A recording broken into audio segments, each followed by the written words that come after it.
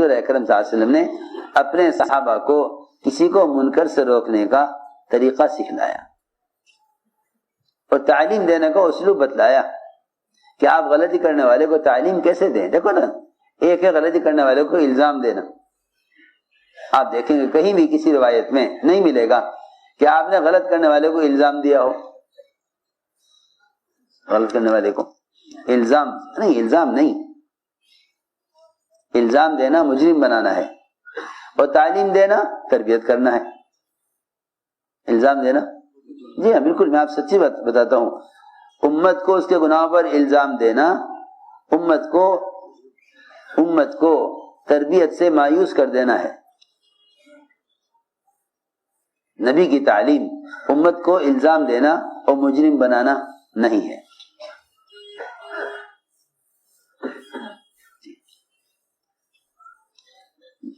جس نے جتنا بڑا کبیرہ گناہ کیا، جس صحابی سے جتنا بڑا کبیرہ گناہ ہوا، اللہ اکبر، جس صحابی سے جتنا بڑا کبیرہ گناہ ہوا، آپ نے اس صحابی کی اتنی ہی فضیلت بیان کی. میں کچھ کہہ رہا ہوں، میری بات توجہ چاہتی ہے. جس صحابی سے جتنا بڑا گناہ ہوا، آپ نے اس کی اتنی بڑی فضیلت بتا دی. سن رہے تھے؟ اور ہمارا حال یہ ہے کہ جس ساتھی سے جو ذرا سے غلطی ہو جاوے ہم اسے سب کے درمیان مجرم بنا دیں. یہ ہمارا مزاج ہے. وہاں کبائر پر بھی آپ نے کبائر کرنے والوں کے بھی فضائل بتلائے. سوچو تو میں کیا کہہ رہا، ہمارے منکر سے روکنے اور محمد صلی اللہ علیہ وسلم کے منکر کرنے والوں کے ساتھ کیا معاملہ تھا اور ہمارا منکر کرنے والوں کے ساتھ کیا معاملہ ہے. ذرا اس کا فرق غور کرو، ذرا اس کا فرق غور کرو. میں کچھ کہہ رہا ہوں. ہم چھوٹا گناہ کرنے والے پر الزام لگا کے اسے بدنام کر دیں، مشہور کر دیں، فلاں نے یہ کیا ہے. اور حضور اکرم صلی اللہ علیہ وسلم بڑے گناہ کرنے والے صحابہ کے فضائل بیان کر رہے ہیں. آپ غور تو کریں ذرا، فرق جو ہوا ہمارے اور آپ کے طریقے دعوت میں، ہمارے اور آپ کے منکر سے روکنے، معروفات پر لانے کا کے طریقے میں جو فرق ہوا، میں آج اپنے مجمع سے اسی کا مذاکرہ کرنا ہے کہ ہم کام کیسے کر رہے اور سنت طریقہ دعوت کا کیا ہے. ایک عورت سے زنا ہوا، رجم کیا گیا. آپ نے کیا فرمایا؟ اللہ اکبر. کسی کی توبہ ایسی نہیں جو سارے مدینے والوں کے لیے کافی ہو جاوے جیسی توبہ اس زانیہ نے کی، عورت نے.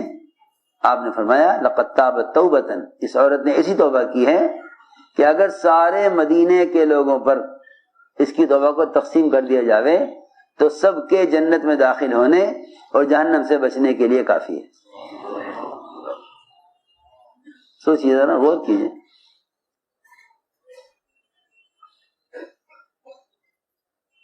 آدمی نے گناہ کیا، چلو اس کی توبہ اس کے لیے کافی ہو جائے، اس کی توبہ اس کی نجات کے لیے کافی ہو جائے. ہم تو اسی کو کافی سمجھتے ہیں نا کہ بھئی ایسی توبہ کرو کہ اللہ تمہیں معاف کر دے، ایسی توبہ کرو اللہ تمہیں معاف کر دے. اور آپ زنا کرنے والی عورت کی توبہ کو کیا فرما رہے؟ پورے مدینے والوں کے لیے اس ایک عورت کی توبہ کو اگر تقسیم کر دیا جاوے تو سب کے لیے کافی ہے.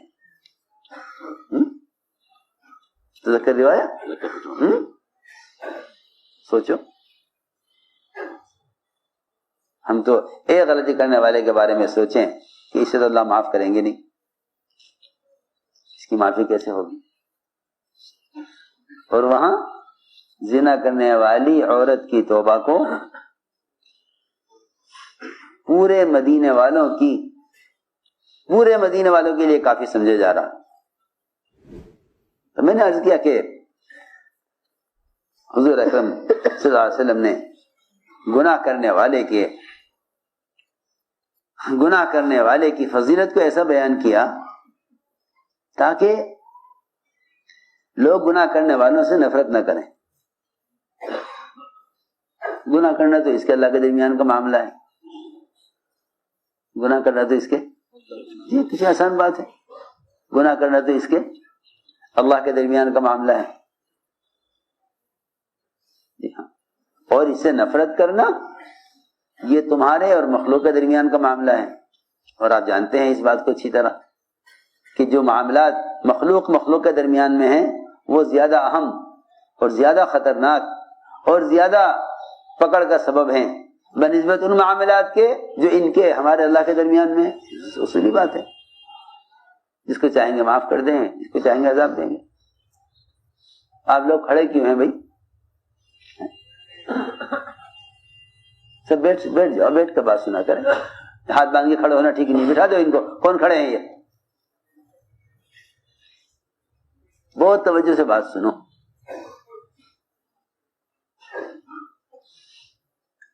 نہیں, یہ طریقہ منکر سے روکنے کا نہیں ہے کہ منکر کرنے والے کے منکر کسی کو خبر کی جائے. جو خبر کرنے والا ہے وہ مفسد ہے. اس لیے ابوبکر رضی اللہ تعالیٰ عنہ کے پہلے خطبے کا ٹکڑا یہ ہے. پہلے خطبہ اسلام میں یعنی پہلا خطبہ جو ابوبکر رضی اللہ عنہ نے خلیفہ بن کر دیا, خلافت کا پہلا خطبہ, اس میں ہے یہ کہ اگر فرمایا خطبے میں کہ 1 روپیہ سود کا 36 مرتبہ زنا کرنے سے زیادہ گندا ہے, اور ایک مسلمان کو رسوا کرنا 36 مرتبہ زنا کرنے سے زیادہ برا ہے. ایک مسلمان کو رسوا کرنا 36 مرتبہ زنا کرنے سے زیادہ برا ہے. حضور اکرم صلی اللہ علیہ وسلم کا جو تعلیم کا اسلوب ہے, ایک صاحب نے آ کر کہا کہ مجھے زنا کرنے کی اجازت دے دیجیے. فرمایا یہ نہیں کہ آپ ڈانٹ کر نکال دیتے یا ملامت کرتے ان کو. میں نے جیسا عرض کیا کہ الزام دینا, ملامت کرنا یہ کوئی طریقہ نہیں ہے. ہاں, ایک آدمی گناہ کا ارادہ کر رہا ہے یا گناہ کر رہا ہے, اس نے گناہ کا ارادہ کیا زنا کرنے کا, آپ سے آ کر عرض کیا کہ میں زنا کرنا چاہتا ہوں, مجھے اجازت دے دیجیے زنا کرنے کی. آپ نے بٹھا کر یوں سمجھایا کہ دیکھو تم زنا کرو گے کسی کے ساتھ تو وہ عورت کسی کی خالہ, کسی کی بہن, کسی کی بیٹی, کسی کی بیوی ہوگی نا. ایسے تو ہے نہیں, کیونکہ وہ ایسی عورت ہوگی جو کسی سے متعلق نہ ہو. تو اگر کوئی تمہاری عورت کے ساتھ, تمہاری بہن کے ساتھ, تمہاری بیٹی کے ساتھ زنا کرے, تم برداشت کرو گے؟ عرض کیا کہ رسول اللہ میں ہرگز برداشت نہیں کروں گا. فرمایا بس جیسے تم برداشت نہیں کرو گے ایسے لوگ بھی برداشت نہیں کریں گے. اور فرماتے ہیں کہ آپ نے مجھے اس طرح سمجھایا کہ میرے دل سے زنا کا ارادہ ختم ہو گیا.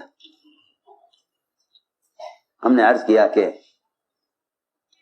منکر سے روکنے کا طریقہ یہ ہے کہ منکر کرنے والے کو الزام نہ دیا جائے, بلکہ منکر کرنے والے کو منکر کے ماحول سے نکالا جائے. کیونکہ اگر لوگوں کی اصلاح کے ارادے سے بھی ان کے منکرات کو تلاش کیا جائے تو یہ فساد کا سبب ہے, اصلاح کا سبب نہیں ہے. ہاں, جو منکر کو دیکھ کر چھپا لیں اور معقول تدبیر اختیار کریں منکر کرنے والے کی اصلاح کے لیے, اللہ تعالیٰ ایسے لوگوں سے اصلاح کا کام لے لیتے ہیں. عمر رضی اللہ تعالیٰ عنہ رات کو گشت کر رہے تھے مدینے کا. دیکھیں کیا ہو رہا ہے, دیکھیں